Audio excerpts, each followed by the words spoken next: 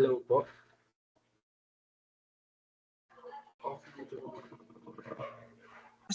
More audible naman. Hello.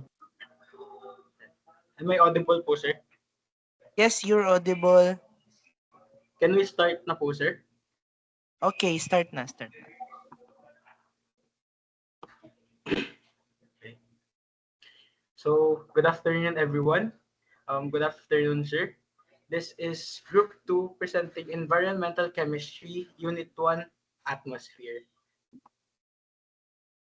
So, this is our table of content. Let's start off with the chemistry of the atmosphere, first to be presented by Mr. Michael James Riambon.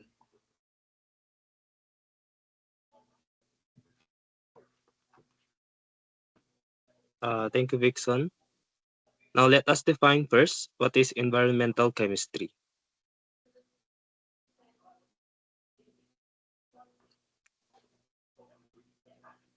Environmental chemistry is the study of chemical processes occurring in the environment.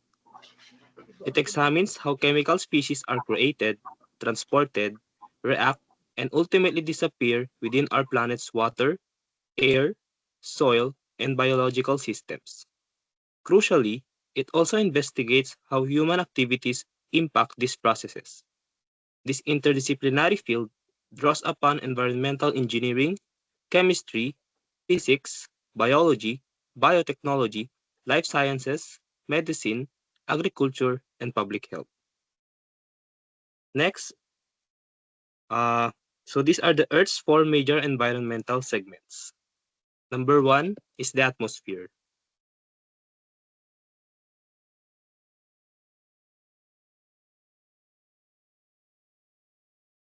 The atmosphere.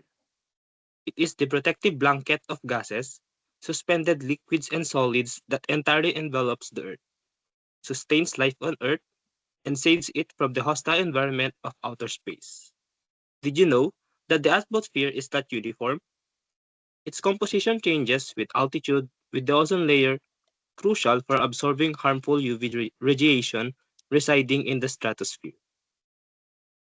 So next, the hydrosphere.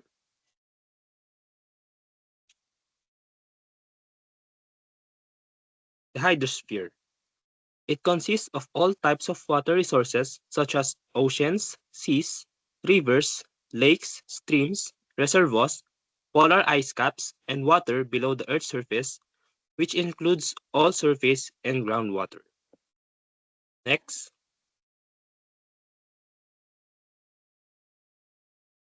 is the lithosphere.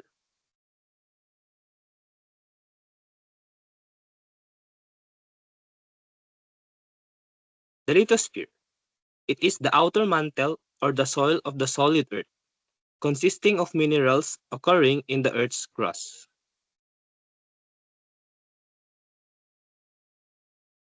And lastly, the biosphere.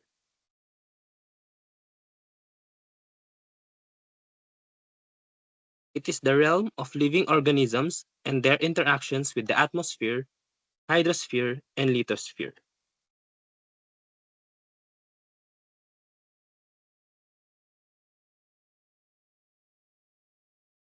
So here is the breakdown of the Earth's atmospheric composition. Number one, major components by volume. Nitrogen, 78%. Oxygen, 21%. Argon, 0.93%. And number two, minor components. Carbon dioxide, 0.04%. And water vapor, 0 to 4%.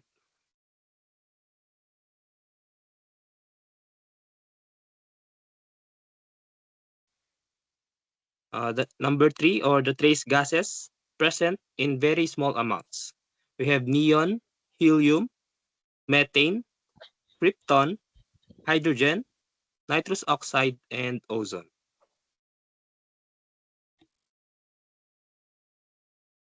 And lastly, four, aerosols, or the solid and liquid particles. We have dust, sea salt, soot, pollen, and volcanic ash. For the next slides, James Andrada will present. Thank you. Thank you, Rayambon. Good afternoon, sir and classmates. Today we are going to discuss a fascinating topic about the structure of Earth's atmosphere.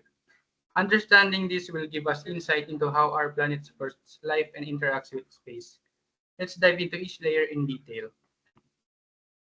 Firstly, the troposphere. The first and lowest layer of Earth's atmosphere is the troposphere, which extends from the surface up to about 12 kilometers. This is where all weather events such as rain, storms, and snow take place.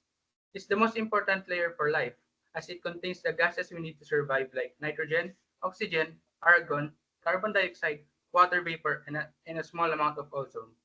Temperatures in this layer decrease with altitude. At sea level, the temperature starts at about 15 degrees Celsius and drops to negative 55 degrees Celsius at the top.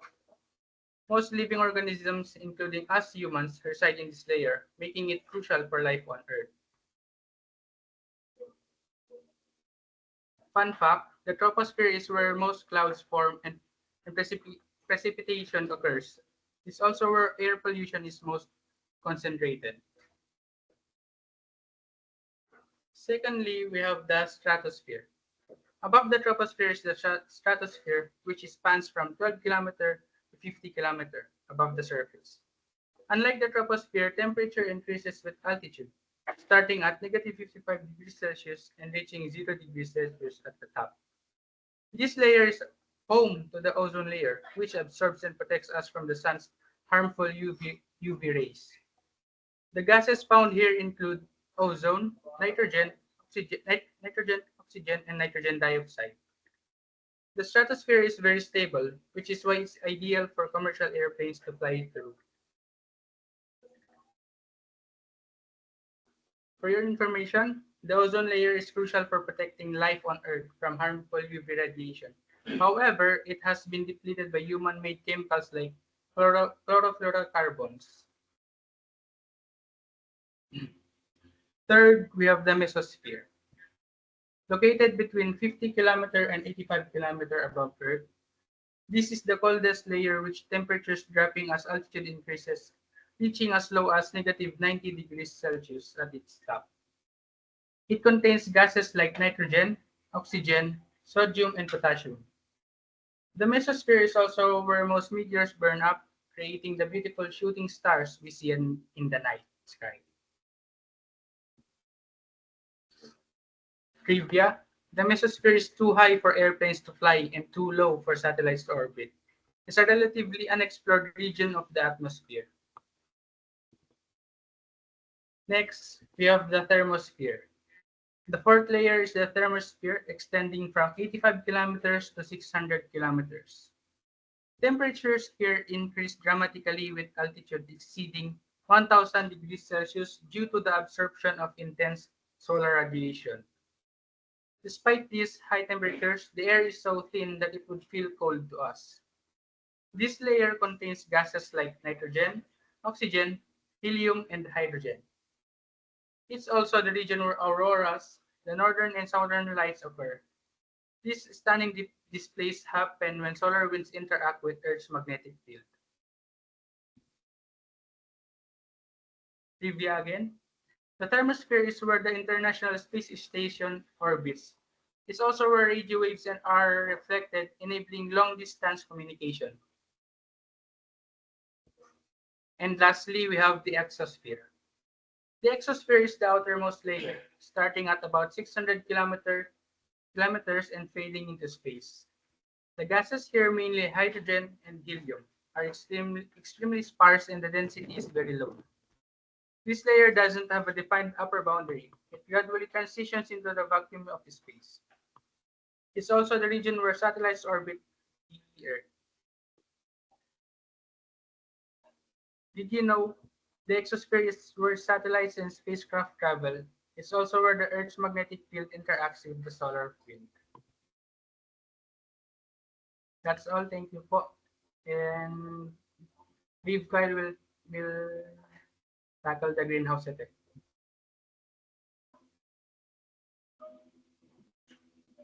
Good afternoon, everyone. So here is the greenhouse effect. Earth is a great place for living things. Next slide. Because it's just the right temperature for plants, animals, and people. Next slide. One reason Earth is so special is because of the greenhouse effect. Next slide. A greenhouse is a building with glass walls and a glass roof. Next slide. The glass lets sunlight in and keeps the heat inside, making it warm. This is how a greenhouse stays warm even at night or during winter. The greenhouse effect works in a similar way on Earth. Next slide. But instead of glass, the Earth is surrounded by a layer of gases called the atmosphere. During the day, sunlight passes through the atmosphere and warms the Earth's surface. Next slide. And did you know that calculations indicate that if the atmosphere didn't contain carbon dioxide, the Earth would be 30 degrees Celsius cooler. Without CO2, the Earth would be as cold as the moon. Next slide. At night, the Earth cools down and releases heat back into the air. Some of this heat gets trapped by gases in the atmosphere. Yung pong previous slide.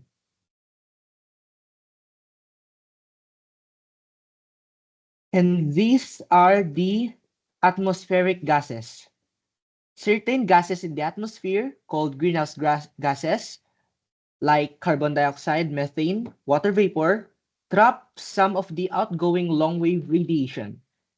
This trapping effect warms the planet, contributing to the greenhouse effect. They are important because they keep Earth at the right temperature for life. But human activities are changing the natural greenhouse effect, which causes climate change. Increases in greenhouse gas concentrations in the atmosphere due to human activities are causing an imbalance in the Earth's radiation balance, leading to global warming and climate change. So, let's meet the greenhouse gases. Here are the key players and here are their impacts. First up is carbon dioxide or CO2. It is 49% of the greenhouse gases, and it consists of fossil fuel combustion, deforestation, respiration, and fermentation. Next up, we have is methane. It is CH4, and it is 18% of the greenhouse gases, and it consists of wetlands, marshy places, anaerobic decomposition of organic waste, and forest fires. Next is the chlorofluorocarbons or the CFCs. It is 17% of the greenhouse gases. Refrigerant, this consists of refrigerant, aerosol propellant, manufacturing foams. Next is nitrous oxide or N2O, and this is 6% of the greenhouse gases. It consists of natural soils, fertilizers, fossil fuel combustion, and burning of biomass. Next up is the ozone or O3. This is 8% of the atmospheric gases or greenhouse gases.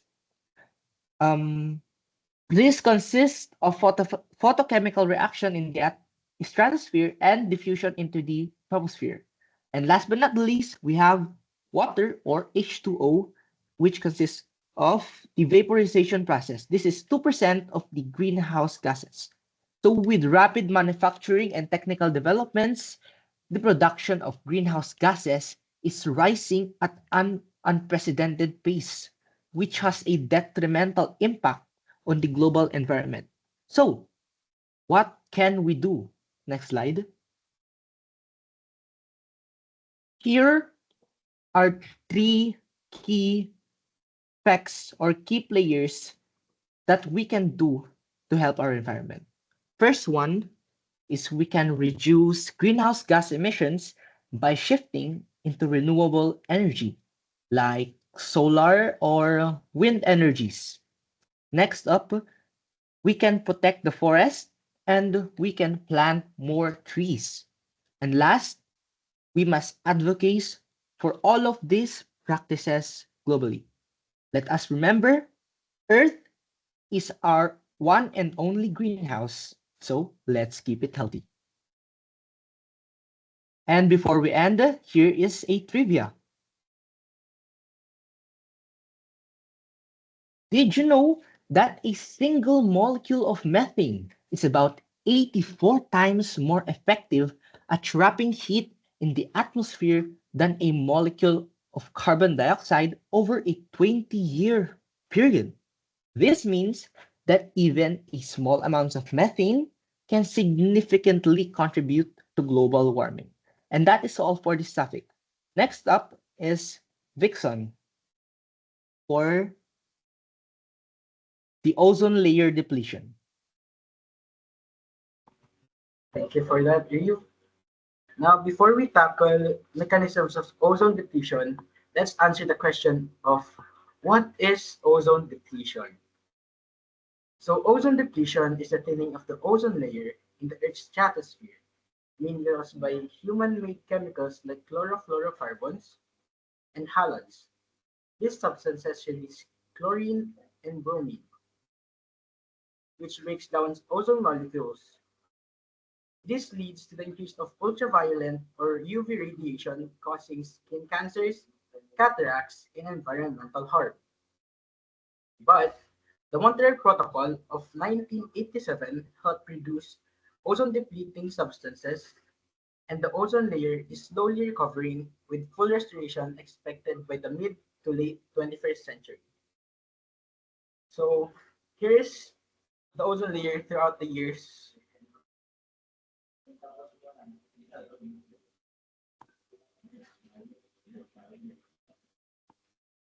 Now, let's go to mechanisms of ozone depletion. The first mechanism of ozone depletion is ozone depletion by nitric oxides. Nitric, nitric oxide, NO, reacts with the ozone, O3, converting it into oxygen, O2, and nitrogen dioxide, NO2. NO reacts with the nascent oxygen, O, regenerating NO and continuing the chain reaction. This cyclical reaction continuously depletes ozone without consuming NO, making it a persistent issue. Our second mechanism of ozone depletion is ozone depletion by chlorofluorocarbons, or CFCs. CFCs are stable under normal conditions but break down in the stratosphere due to UV radiation, releasing chlorine atoms. The free chlorine atoms reacts with ozone, O3, forming chlorine monoxide, ClO, and oxygen, O2. Chlorine monoxide reacts with the nascent oxygen atoms, O, regenerating the free chlorine atoms from forming more O2. This chain reaction allows one chlorine atoms to destroy many ozone molecules, significantly depleting our ozone layer. So this is our ozone hole.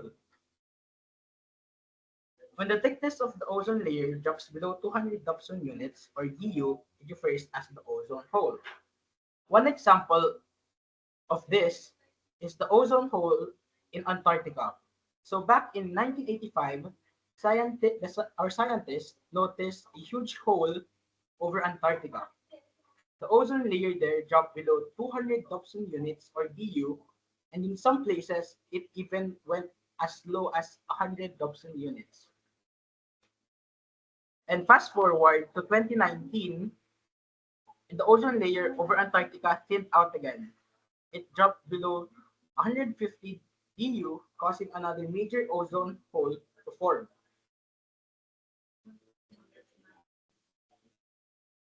The depletion is most significant in polar regions, particularly over Antarctica, due to extreme colds, temperatures, and the presence of strato- polar stratospheric clouds, which facilitates these reactions. Now let's move on to the global actions against ozone depletion by Ate Lily.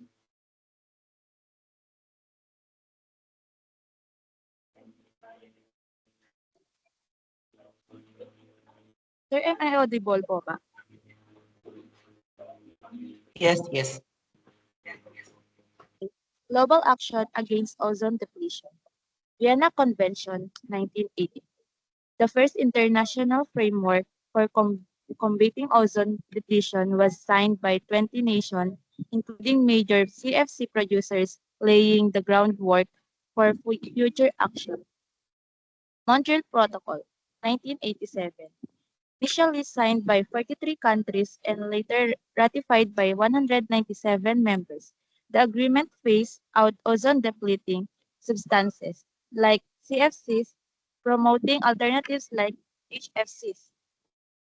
This led to declining CFC concentration, peaking in 1994 and a 10% drop in EECL levels by 2008.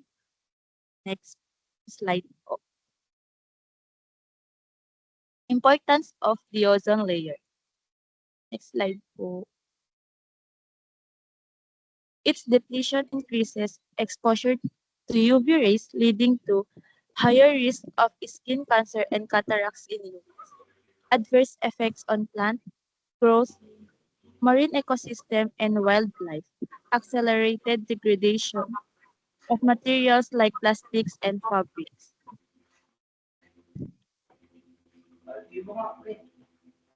Have you ever wondered why we no longer hear much about the ozone hole? Back in the 1980s, it was a huge environmental crisis, and the damage to the ozone layer was putting around planet at risk. But thanks to global efforts, we managed to turn these things around. Let me tell you how this was achieved. There's this problem that the ozone layer is like a natural sunscreen for Earth. It protects us by blocking harmful ultraviolet or UV rays from the sun. But during the late 20th century, scientists discovered that certain chemicals we use daily, like chlorofluorocarbons or CFCs, in refrigerators, air conditioners, and spray paints, were destroying this protective layer. This created a dangerous hole in the ozone layer, particularly over Antarctica. Without the ozone layer, we'd face more skin cancer, cataracts, and environmental damage. Recognizing the urgency of the problem, world leaders came together in 1985 to sign the Vienna Convention. This was the first global agreement to address ozone depletion and encourage cooperation between nations. However, the real game changer came 2 years later with the Montreal Protocol in 1987. The Montreal Protocol took stronger action by phasing out harmful substances like CFC. It also promoted the use of safer alternatives such as hydrofluorocarbons or HFC. Initially signed by 43 countries, the protocol was later ratified by 197 members, making it one of the most successful environmental agreements in history. Okay, for us to understand it clearly, imagine the Earth surrounded by a thin shield, our ozone layer blocking harmful UV rays. Now, picture chemicals like CFCs punching holes in these shields. That's what was happening. You could also think a spray can. This is one of the products that used to contain harmful CFCs. Thanks to the Montreal Protocol, we've moved to alternatives that don't harm the ozone layer. This story of the Vienna Convention and Montreal Protocol remind us that when nations unite, we can also even most daunting problem. It's proof that global collaboration works. That's all po. Well, The Antarctic ozone hole wasn't discovered until 1985, even though scientists had been studying the ozone depletion for years. This highlights how complex atmospheric processes can be and the importance of ongoing monitoring. And also keep in mind to know your hole. The term ozone hole is somewhat misleading. It doesn't mean that all ozone is gone, rather, it refers to a significant thinning of the ozone layer in a, in a specific region, resulting in a much lower concentration of ozone molecules than normal. For example, the ozone layer in Antarctica, which depletes below 200 and 100 and even went up to 100 Dobson units back in the back in 80s. So that's all for ozone depletion. Now let's move on to acid rain to be presented by Mr. Brian J. Manarpa.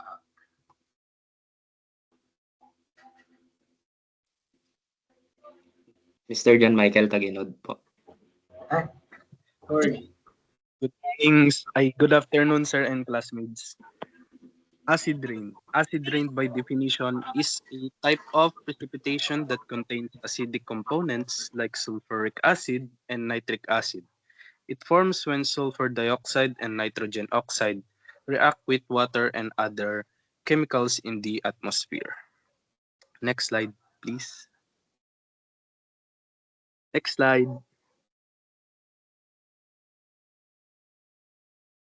Okay. Damage to structures. Acid rain accelerates the weathering of stone structures, monuments, and buildings made from limestone or marble. The degradation caused by acid rain is so severe that environmental chemists refer to it as stone leprosy. When acid rain and dry acidic particles fall to earth, the nitric and sulfuric acid that makes the particles acidic can land on statues, buildings, and other man-made structures and damages their surfaces. The acidic particles corrodes the metals and cause paint and stone to deteriorate more quickly. Impact on ecosystems. It harms crops, reduces soil quality, and devastates aquatic ecosystems by lowering water pH, which can kill fish and other marine animals and life. Acid rain decreases the pH of the soil, causing its acidity to increase, while decreases the level of important nutrients found in the soil. This process can negatively affect the nutrients and overall growth of crops. Next slide, please. Number 2, chemical causes. Next slide.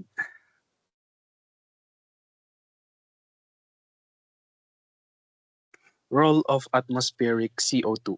CO2 dissolves in rainwater to form weak carbonic acid, but this does not significantly lower pH. Uh, while atmospheric carbon dioxide CO2 dissolves in rainwater to form weak carbonic acid, this alone does not lower the pH below 5.5. Therefore, CO2 is not a significant contributor to acid rain.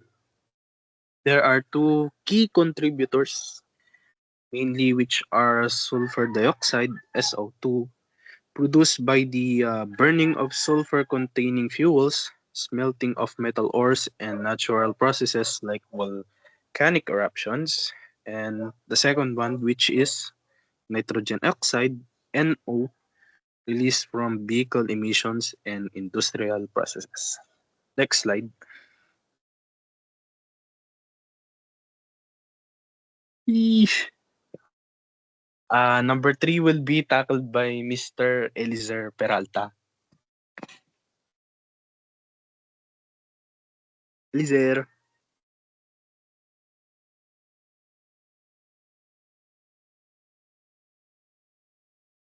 Elizer.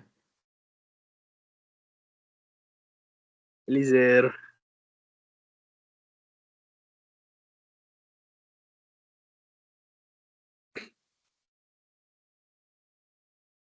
Nandyan ka ba, Eliezer?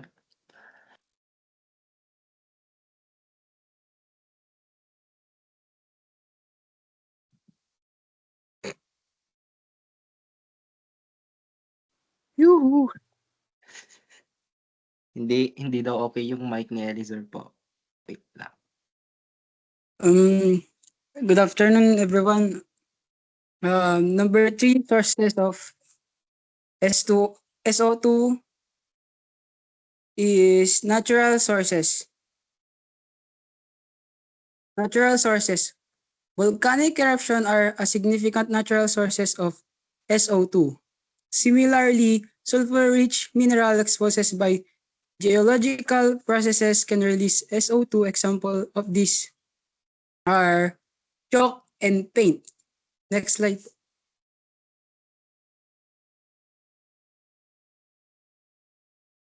Next is human-induced sources. The burning of fossil fuels such as coal, oil, natural gas, kerosene, and propane is a power plant, and in power plant and factories is the largest contributor to SO2 emission. Automobile are significant contributors to SO2 emission. The combination of these gases in the atmosphere greatly accelerate the formation of acid rain due to industrial and transportation activities. Next. So thank you, Eliezer, for that. Now I am explaining what is. Here's a closer look of how acid rain forms. Next slide. So acid rain forms when pollutants like sulfur dioxide or SO2 and nitrogen oxide or NO are released into the atmosphere from man-made sources such as industrial factories and natural sources like volcanic eruptions. These gases rise and travel through the air, where they react with water vapor, oxygen, and other chemicals to form sulfuric acid or H2SO4 and nitric acid or HNO3. These acidic compounds mix with cloud water, leading to the formation of acidic precipitation.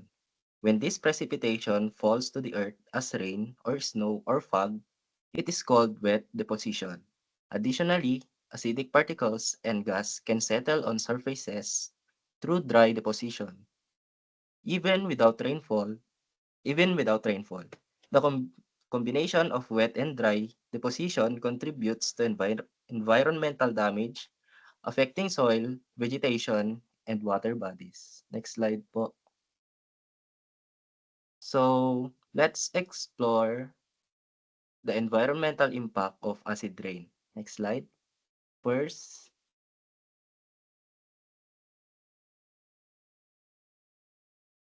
um, first is onto aquatic ecosystems. Acid rain lowers the pH level of water bodies, making them more acidic.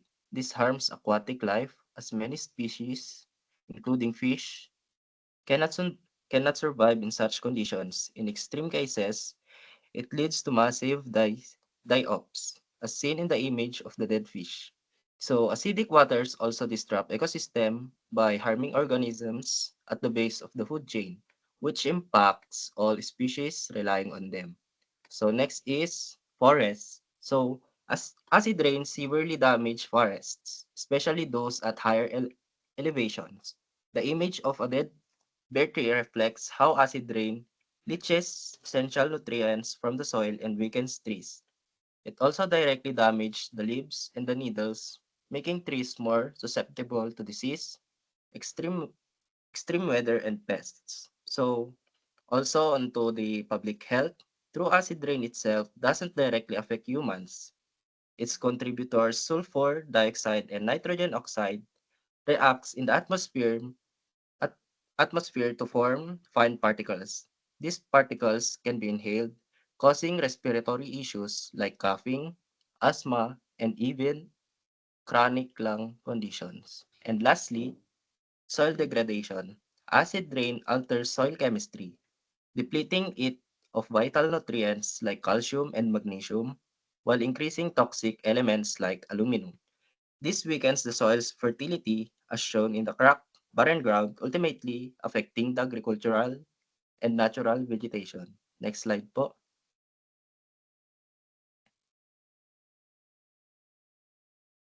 So these are some ways on how we could prevent and control the effect of acid rain. Next slide. So to prevent or reduce the effect of acid rain, we must focus on these key areas. First is emission reduction. Industries can adopt cleaner technologies such as installing scrubbers in power plants to limit sulfur dioxide and nitrogen oxide emission. Um, Also, planting of trees. Second, the use of alternative energy. Um, Instead of using burning fossil fuels, we can adopt from alternative energies such as um, solar power, hydropower, and as seen in the picture, air, yung windmill. And lastly, public awareness.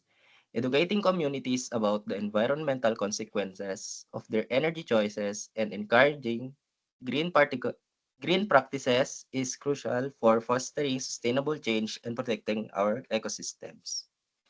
Next slide.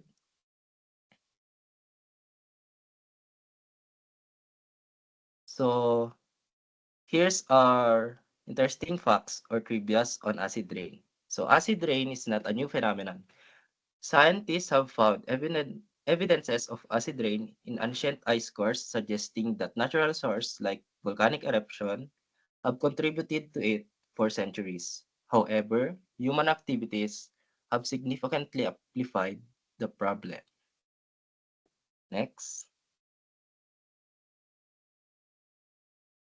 So, stone leprosy. The term stone leprosy is used to describe the severe degradation of stone monuments and building caused by acid rain. The acid dissolves the calcium carbonate in limestone and marble, weakening the structure and causing it to crumble. This damage is irreversible and can significantly impact cultural heritage sites. Next.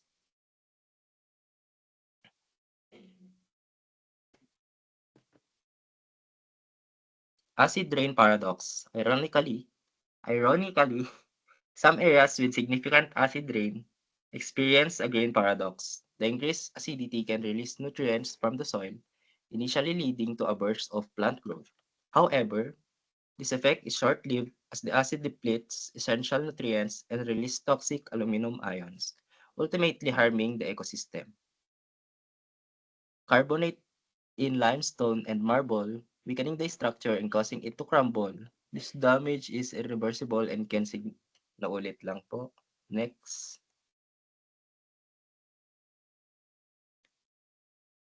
So, the last trivia. So, a common misconception is that yung acid rain daw is directly nafo-fall as corrosive liquid, while the rain itself is slightly acidic. So, it's the dissolved sulfuric acid and nitric acid that cause the damage.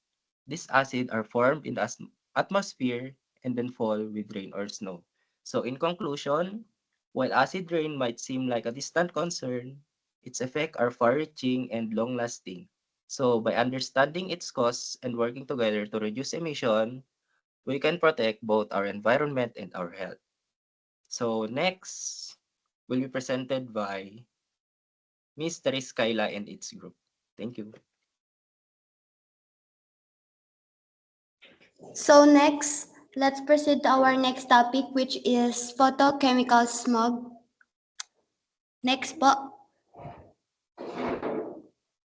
What is photochemical smog?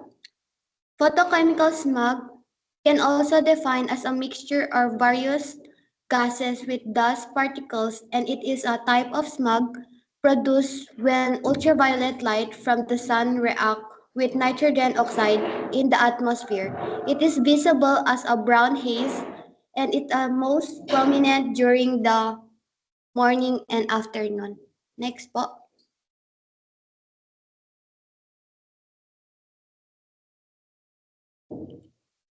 Next is type of pollutant causing photochemical smog. We have two types of pollutant, which is primary pollutant and secondary pollutant. Primary pollutant is a air pollutant emitted directly from a source. Dito sa primary source, we have two major primary pollutant, the nitrogen oxide and the volatile organic compounds combine to change in sunlight in a series of chemical reaction. Next is secondary pollutant. Is not directly emitted as such but form when other pollutant react in the atmosphere. In addition, the secondary pollutant that causes the most concern is the ozone that form at ground level. While ozone is produced naturally in the upper atmosphere, it is dangerous substance when found at the ground level. Next po.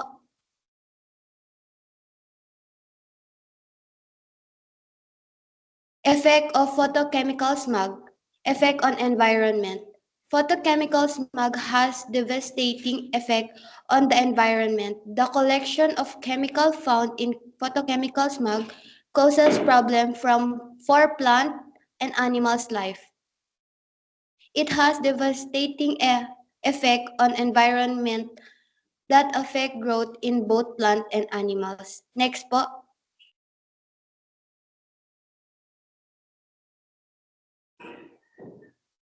Effect on plant. Some plants such as tobacco and tomato are highly responsive to ozone, so photochemical smog can decimate these sensitive crops, trees, and other vegetation, and also decrease the potential of hydrogen of the soil, which makes the soil infertile, and deposition of particulate matter containing toxic metals affect the growth of plants, and also particulate matters after deposition in plant leave block stomata opening of plants and reduce growth. Next po.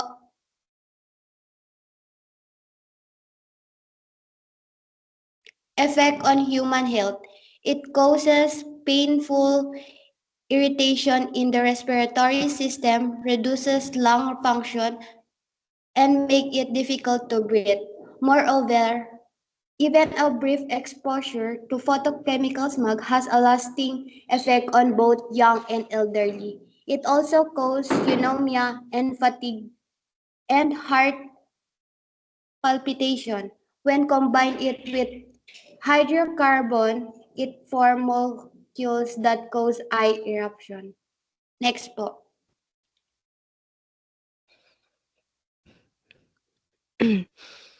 Thank you, Jonah.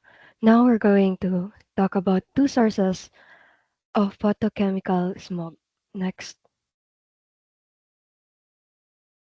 First, biogenic sources, a natural process or organism that release substances into the environment. These sources occurs without human intervention and are part of the Earth's natural cycles. Next.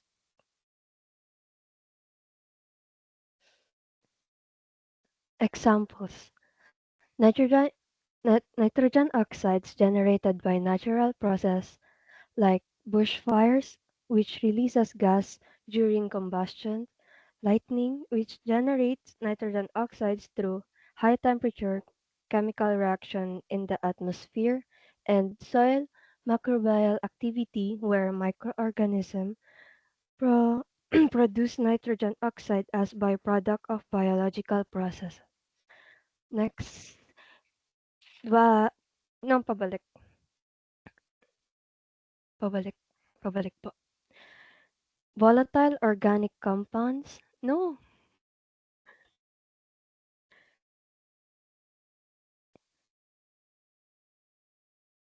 Isa pang balik.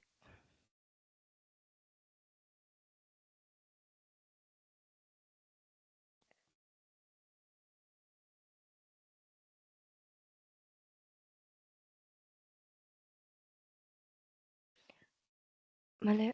Next.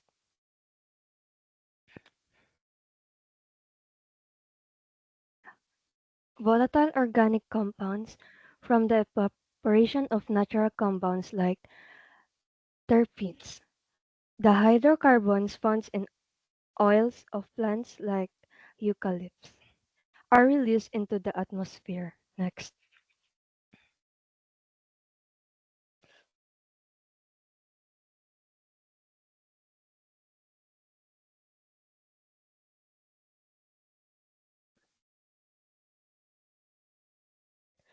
The second source is anthropogenic sources, refers to human activities that release substance into the environment. Next. These are caused by industrial, transportation, residential, and agricultural processes which significantly impact air quality, water system, and ecosystem. Next.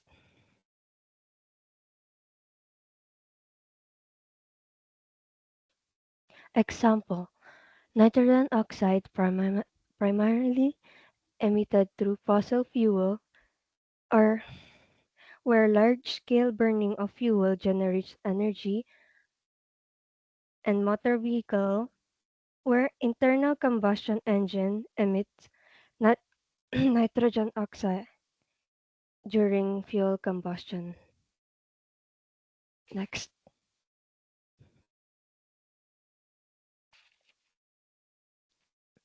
Automotive exhaust contains gases like nitrate oxide, carbon monoxide, and unburned hydrocarbons, which are the major pollutants because of their direct emission and their role in forming other harmful substances.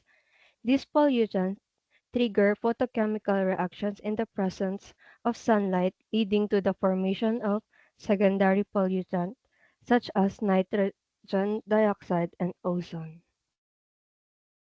Next.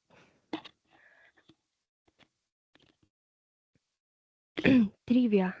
While natural sources like bush fires and soil microbes release nitrogen oxide, human activity, special, especially fuel combustion, dominate nitrogen oxide emission globally. Next.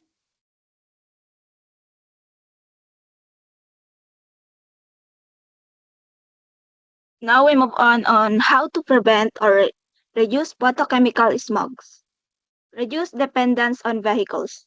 Reducing the numbers of vehicles on the road is essential because they emit pollutants that contribute to smog. Encouraging people to walk, cycle, or carpool can significantly cut down vehicle emissions. Use public transportation instead of driving. Using public transportation like buses and trains instead of personal vehicles can decrease the overall number of vehicles on the road. This collective effort reduces the emissions released into the atmosphere, reduce independence on non-renewable energy resources that are primary sources of air pollution. Um, Non-renewable energy sources like coal and oil are major contributors to air pollution. Switching to renewable energy sources such as wind or hydropower can lower the pollutants released into the air. Install solar to trap solar energy that acts as an alternative sources of energy. Solar panels harness solar energy, a clean and renewable sources of energy. By reducing reliance on fossil fuels, solar panels help decrease the air pollution that contribute to smog. Use smog detectors and monitoring systems that act as early warning system for air pollution. Implementing smog detectors and monitoring systems allow for early detection of high pollution levels. This system can provide warnings, helping communities take immediate actions to reduce emission and protect public health. Next po. Next po.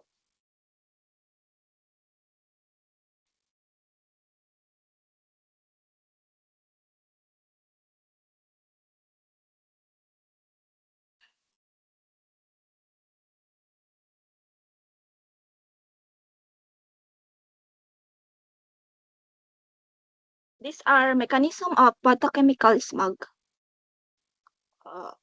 Sources like vehicles, industrial activities, and natural release nitrogen oxide and volatile organic compounds into the atmosphere. Under sunlight, nitrogen dioxide breaks down to release oxygen atoms, which reacts with oxygen molecules to form oxide.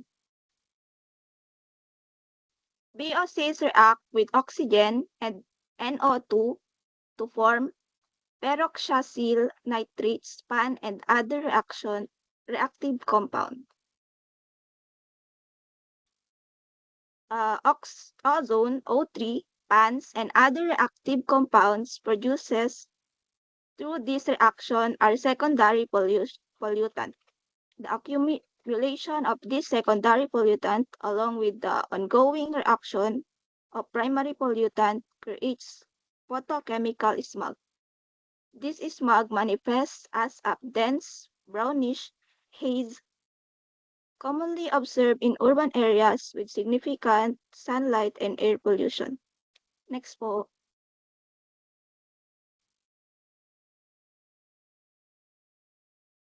Hydrocarbon oxidation produce various chemical intermediates such as alcohol and carboxylic acids, which are less fragile than hydrocarbon themselves. These liquids are gradually reduced into tiny droplets of liquids. The dispersion of these droplets in the air, called aerosols, disperses the sunlight and decreases visibility. Next po. These interactions sometimes let the environment seem hazy, as the mechanism for photochemical smog formation has been better known. Significant attempts have been made to reduce the buildup of primary contaminants. Most cars are now fitted with catalytic converters engineered to oxidize CO and unburned hydrocarbons to CO2 and H2O and to reduce NO and NO2 to N2 and O2. Next po. Trivia. In 1955, the word smog became so popular that it was added to the Oxford English Dictionary, blending smoke and fog.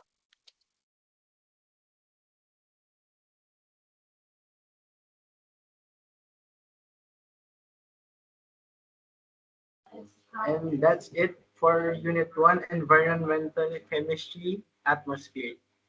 Thank you for listening and have a great afternoon, everyone. Thank you po. Alright, good afternoon. Parang hindi kompleto ang report nyo.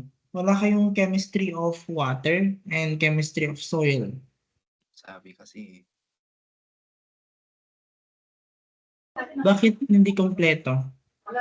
Sir, wala po dun sa binigay niyo pong unit, sir. Ah? Wala po kayong binigay, sir. May binigay ako sa'yo. 3 yung document na binigay ko sa'yo. Computations po lahat, sir. No.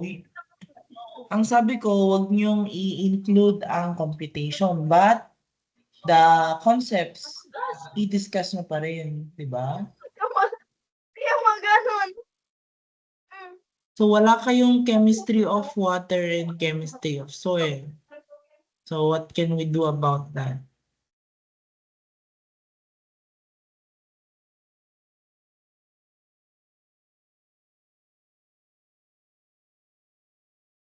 Anyway, let me discuss the chemistry of water and chemistry of soil, yung mga kailangan lang.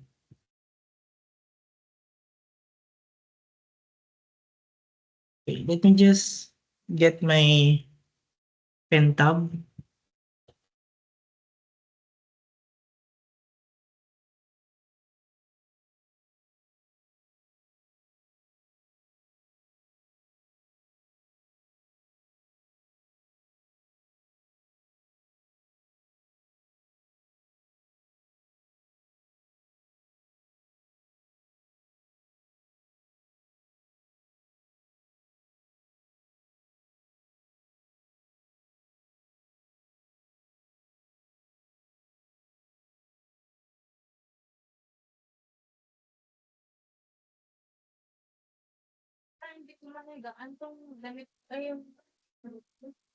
Bakit? Sobrang ganyan.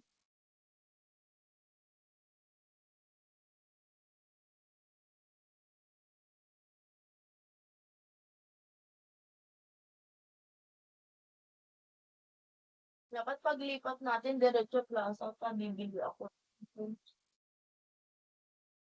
Pwede ko po siya na. Tap.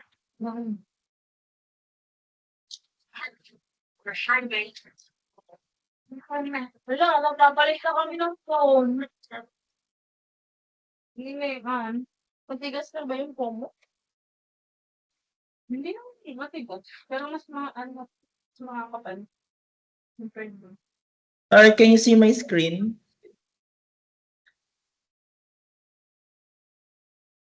Can Yes, everybody possible. see my screen? Alright, so omitted ang environmental chemistry under chemistry of water nila. So let me just discuss important parts of it. Okay?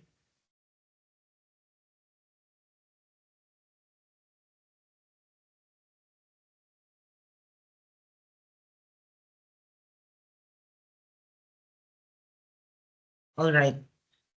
So as an introduction, you know that water, it is classified in terms of being saline and being fresh, right?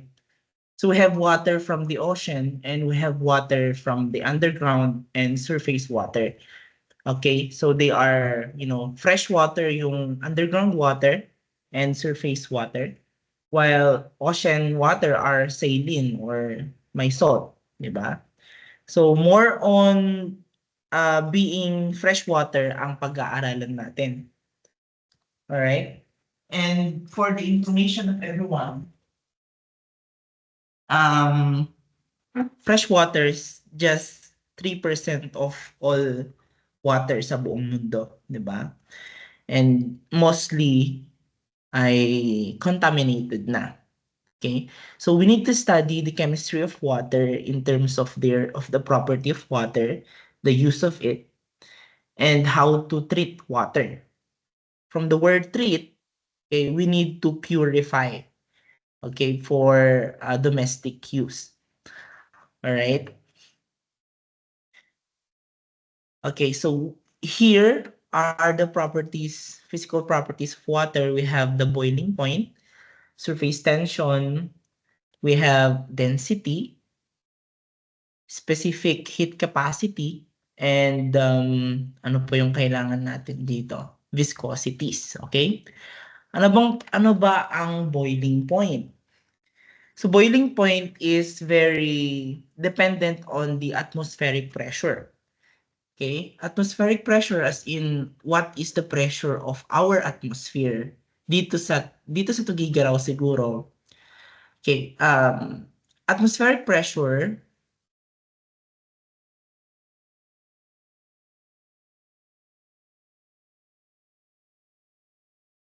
it affects the boiling point of water.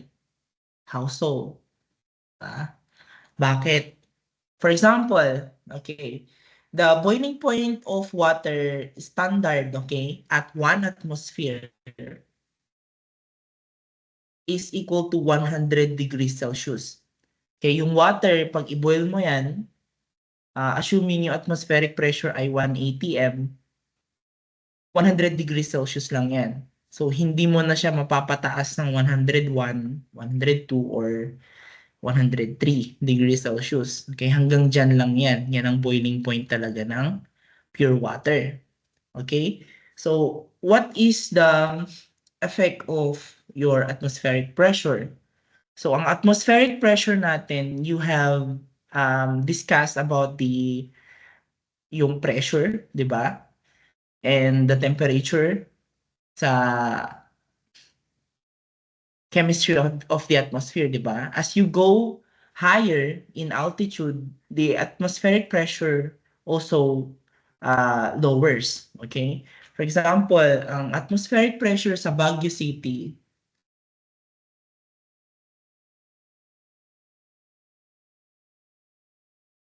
versus sa atmospheric pressure ng Tugigaraw, magkaiba. Okay? Sa Baguio City, lower than 180 m yan. Ang Tugigaraw must be greater or equal to 1, right? Kasi laging mainit ang Tugigaraw eh. So Tugigaraw ang pinakamainit actually sa buong Pilipinas, di ba? So in terms of temperature, okay, we are also talking about temperature sa boiling point. So imagine you are cooking an egg sa Baguio City and egg din sa Tugigaraw.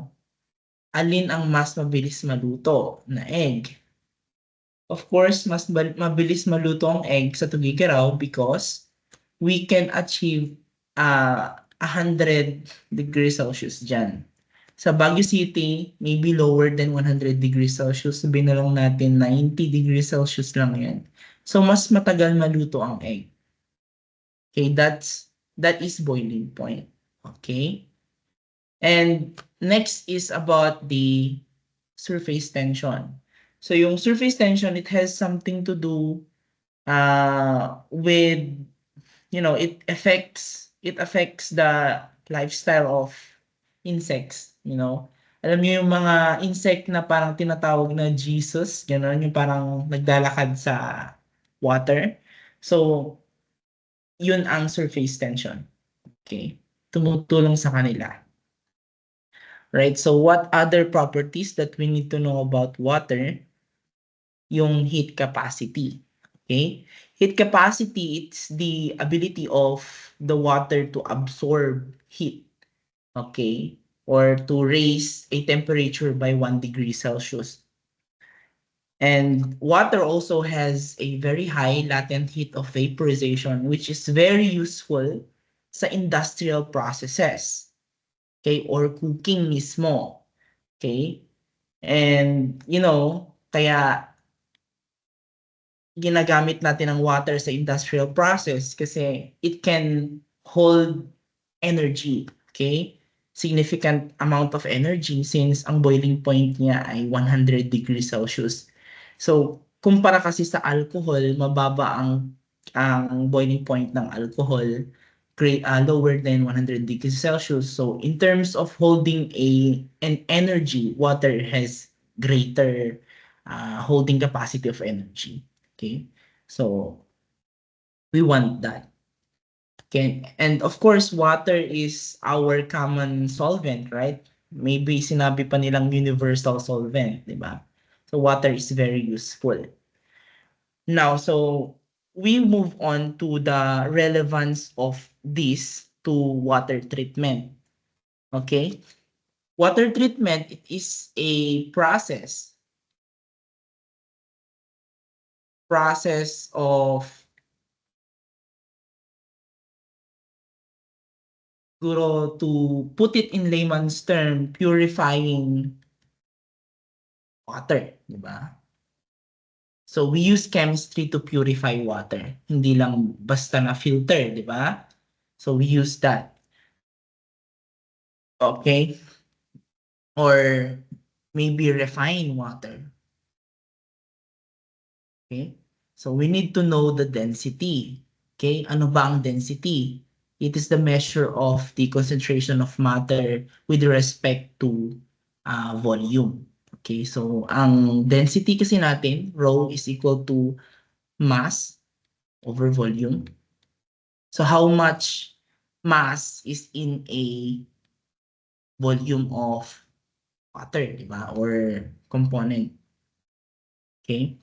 So kailangan natin yan. For example, how do we separate oil and water? They can be separated by density difference.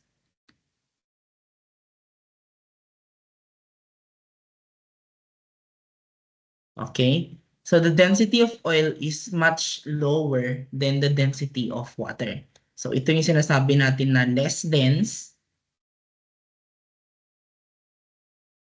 Ang water natin ay denser, di ba? So mas mabigat ang water kaysa oil. So it can be separated by density difference. So we should know about density. Okay, viscosity naman, it is the measure of the resistance to flow.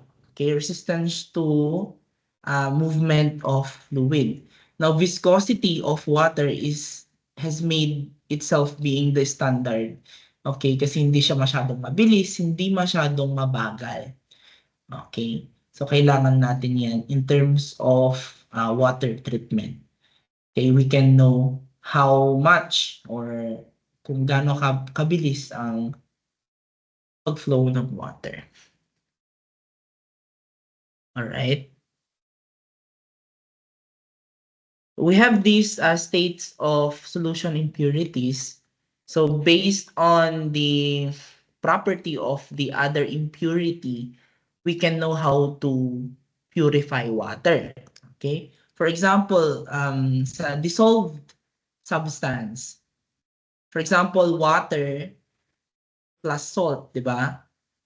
How do we separate salt and water? We can have it by evaporation, di ba? We know that the boiling point of water and the boiling point of salt is very much different. Okay, there is a gradient there. Okay, so ang water natin nag-evaporate na muna bago salt. Okay, so may iwan ng salt, ang water ay magiging gas or vapor.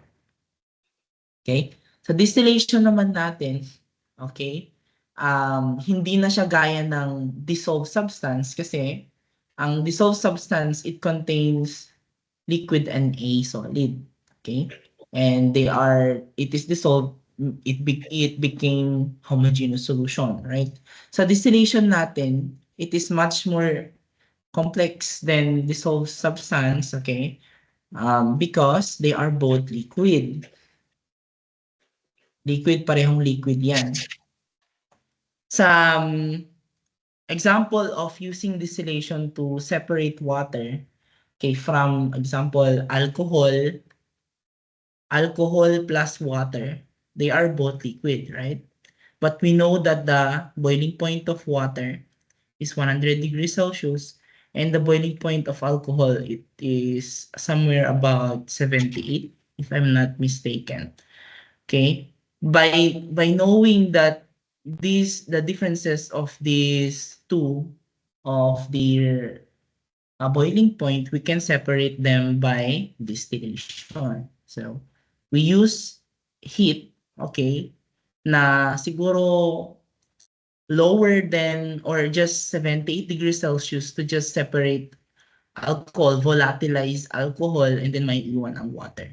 So, ganun ang distillation. Ang precipitation naman, so it is the combination of, so we combine a liquid to another chemical to form a solid phase. Okay, for example, we have a solution of water wherein it has impurities like calcium or magnesium na dissolved dyan. So hindi natin yan natatanggal by evaporation or distillation. We can remove that by precipitation. So we introduce another chemical to the solution to make this calcium and magnesium in solid form. Okay? A solid form na pwedeng mag-settle down. Okay? So that is precipitation. Adsorption naman, add yan, AD. So we adsorb substance that reacts with a solid particle with a solid particle. Okay? For example, imagine nyo ang sponge na nahulog sa putikan. Okay? So ang putik ay nasa surface lang ng sponge. Diba? So that is adsorption. Anong pagkakaiba niyan sa absorption, yung AB? Absorption ay yung, for example, ang sponge mo ay nahulog sa tubig, yung tubig ay nag-penetrate sa loob. So that is absorption. Yung pagkakaiba niya sa adsorption. Another, we have liquid extraction, wherein we have to introduce another liquid. Okay, so we have two mixtures of liquid again. For example, very small amount of oil plus water. Kasi pag sobrang small ang amount ng oil sa water, para siyang homogeneous, di ba? So, paano mo siya i-separate kung kokonti na lang? So, hindi natin kayang i-separate by density difference lang. So, we need to use liquid extraction. Ang process niyan, mag-introduce tayo ng bagong solvent na mas soluble yung oil. For example, introducing a hexane, a hexane, okay, hexane liquid to the solution para sumama yung oil sa hexane at maiwan lang ang water. Okay? Suspended solids and colloidal particles na explain ko na yan sa mixtures natin during your prelims or midterms. Okay? We have what we call the Tyndall effect. So a Tyndall effect, it happens when light passes through a liquid containing a colloidal particle. Ano ba ang colloidal natin? Ito yung mga particles na suspended or just floating into the water na hindi siya bumababa. Okay? Kapag merong light dyan, it the particles reflect the light. Okay? We also have turbidity. Ito yung cloudiness or haziness of liquid. So parang you can just compare it to a smoke in the air. Kumbaga. So kapag malabo ang tubig, that is turbid. Ang tawag natin turbid.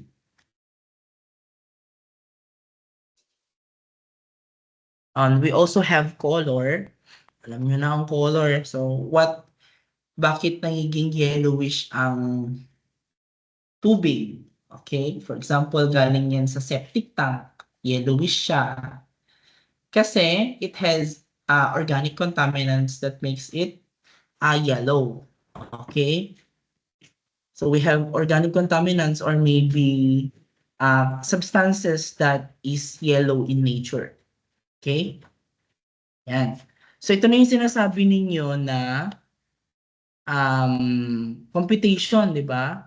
Pero hindi naman nyo i-compute yan. You just have to mention what is weight percent. Okay?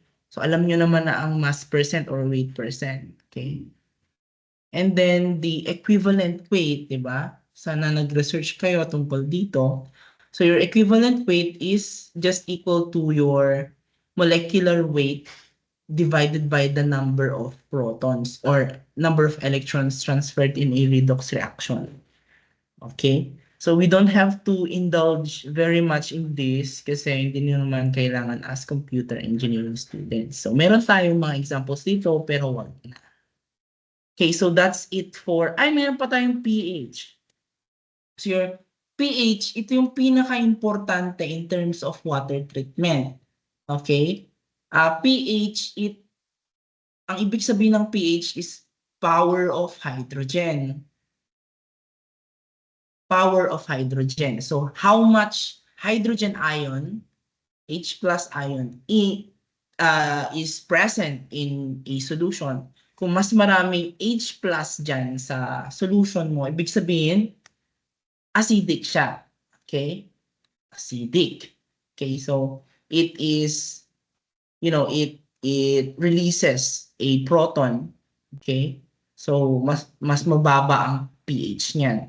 So we have a pH scale from 1 to 14. Okay, 1 to 14. 7 being the middle, which is the neutral pH. Yun yung gusto natin sa tubig. Okay? Ayaw natin na uminom ng tubig na lower than 7 or greater than 7.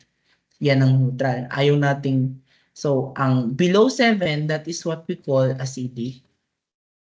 Higher than 7, we call that basic or alkaline. Okay? Anong meron naman sa alkaline?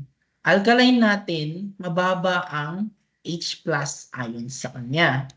Okay? Ang marami sa kanya ay OH negative. dihydroxyl ion. Okay?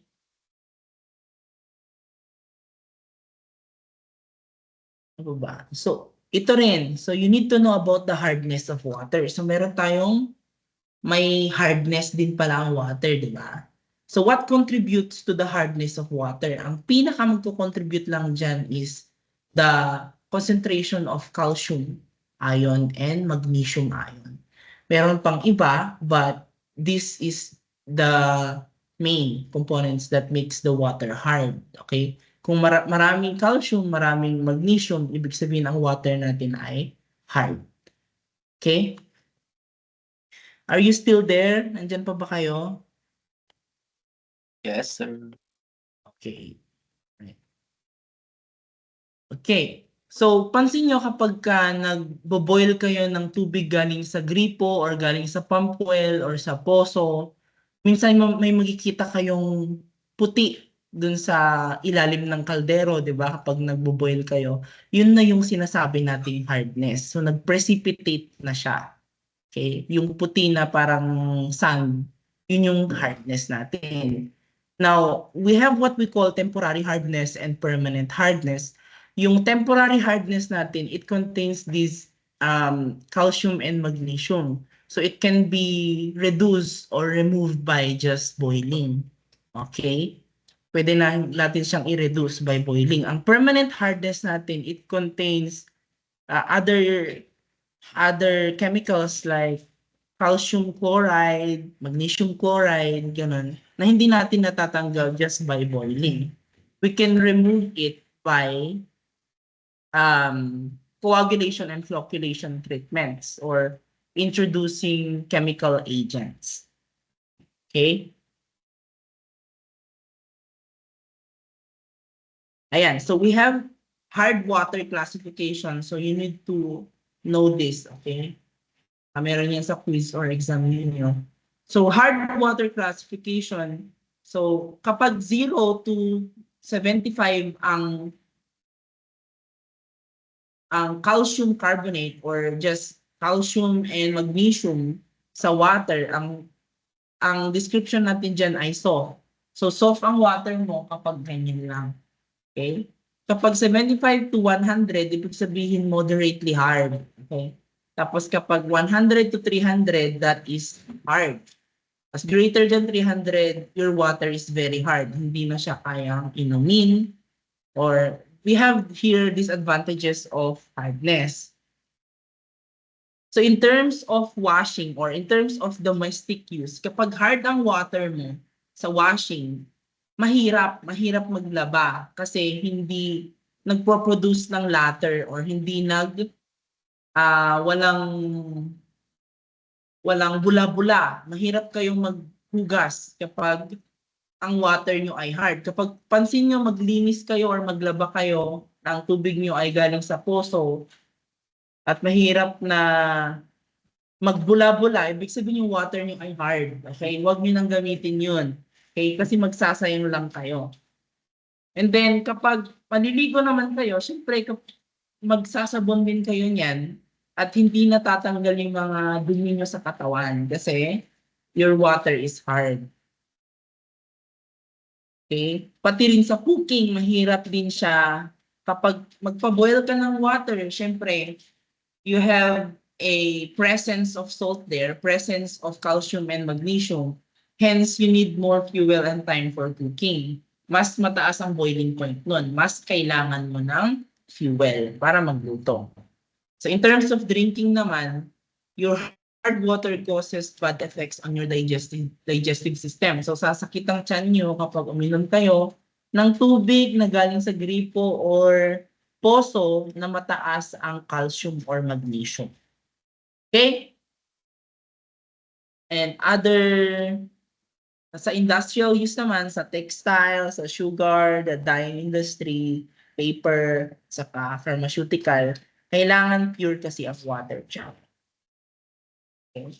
The types of hardness, ito na yung sinasabi ko, you have two different types of hardness, the temporary and permanent. Okay, na-discuss ko na yan.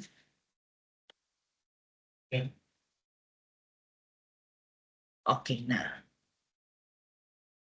Tapos na ang chemistry of the water. Do you have any question about it?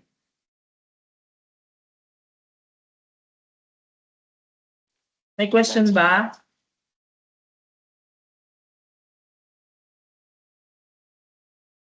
Group nila Vixon, Chua, meron bang tanong?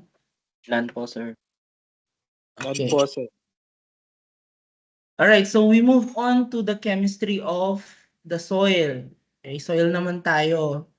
Kasi hindi nyo rin to nakuha eh. So medyo marami kayong deduction yan. Alright, chemistry of soil. Ano pa ba yung kailangan lang natin dito? So soil, the types of soil siguro, ano yung mga napapansin yung type ng soil? Sa amin kasi, sa San Roque, sa Peñablanca, meron ka talagang makikitang pagkakaiba ng soil kasi as a son of a farmer, okay? Yung ibang soil, may nakikita ko ng black talaga, tapos may reddish, ganun. Tapos may sandy, ganun. Alright. So you should know about that. And what affects the composition or what affects the soil to be like that. Right? So we'll focus on the siguro soil acidity and soil salinity.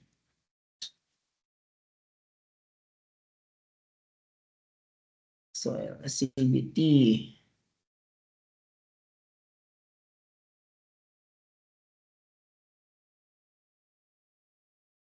So the soil, hindi siya, kumbaga, ang soil ay acidic, depende sa environment din. So it is affected by the chemistry of the environment, chemistry of the atmosphere. Maybe kapag nakabuo ng acid rain, di ba? May pinakita kayong picture kanina about the soil na nag-crack, okay? So yung soil na yun, magiging acid soil na siya. Alright? And you already know what acid is, di ba? Anong pH ng acid? It is lower than 7. Okay? And there are plants that are very sensitive to pH, the acidity of the soil. And of course, ang typical kasi, ang traditional na farming techniques ng mga farmers natin sa Pilipinas, basta maglagay na sila, di ba? Magplant na sila kahit ano dyan. Pero ang first step pala dapat, you should take your soil or get soil samples tapos ipalaboratory nyo kung ano ba ang deficient sa kanya o ano ba ang pH niya, kung anong mga plants lang ang pwedeng mabuhay sa soil na yun. Di ba? So by knowing this, alam nyo kung ano yung pinaka suited for that soil. Sana yung acid.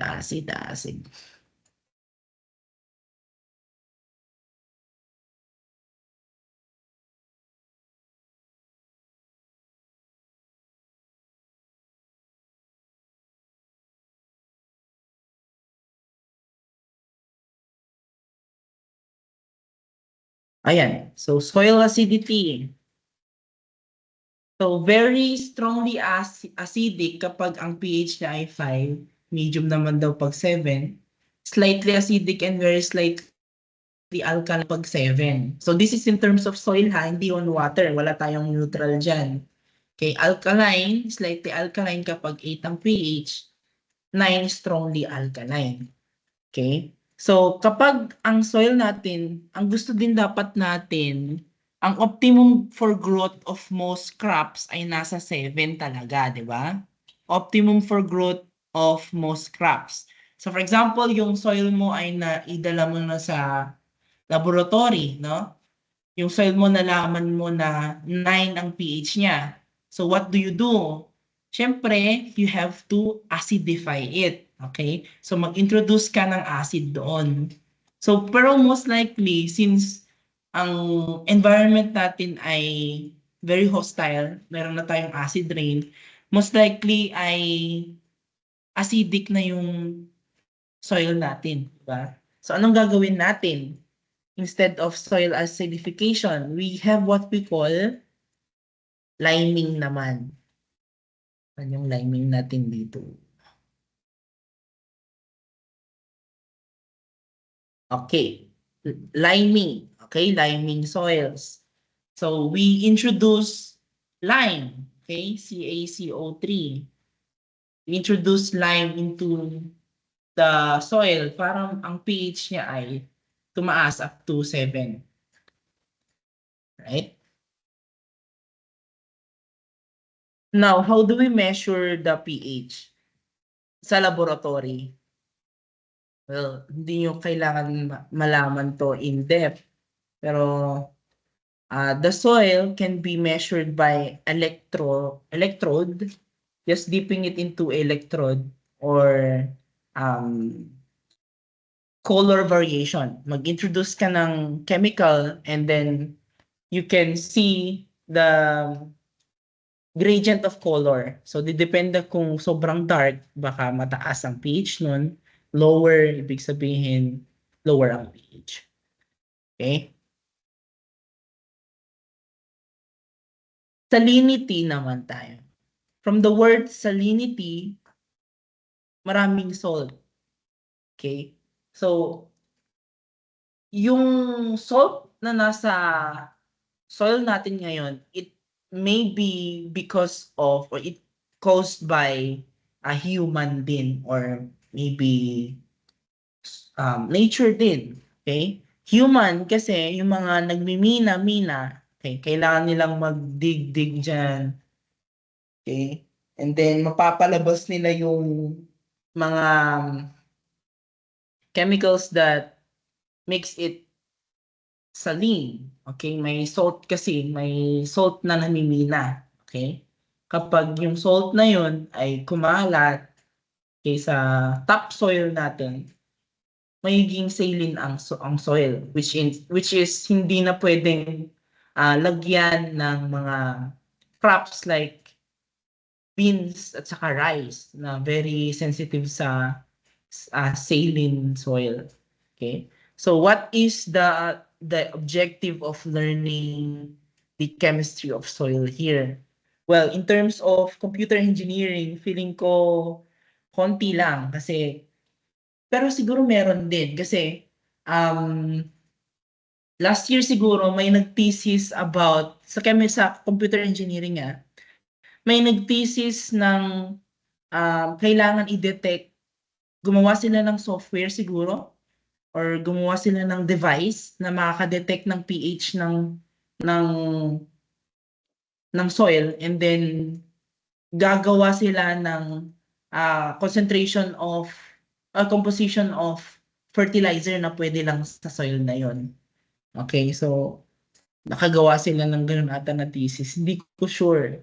Parang may may naghingi ng advice sa Chemical Engineering Department tungkol sa parameters ng water or tungkol sa parameters ng soil. So nasabi namin yung pH. Okay, so yun ang pinaka gusto nilang malaman, i-regulate ang pH or malaman yung pH ng soil para malaman kung anong type of fertilizer ang ilalagay, anong type of plants ang ilalagay doon. Okay? Pero ang soil chemistry, in general, siguro, general knowledge sa atin na hindi naman agricultural and biosystems engineers, more on, para matanggal lang ang pagka-ignorant natin. So, yun. So, do you have any question about the soil chemistry?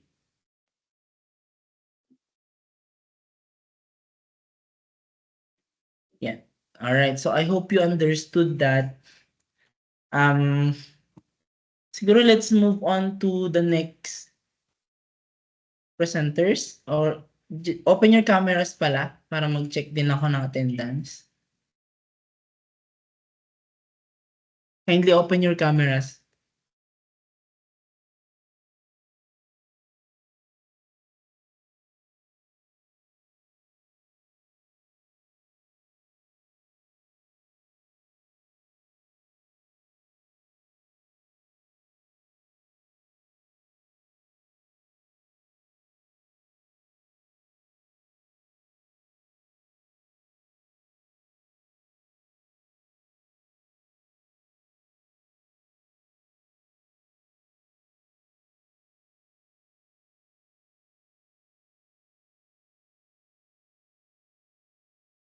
Alright. Sige, smile, smile. Okay, very good.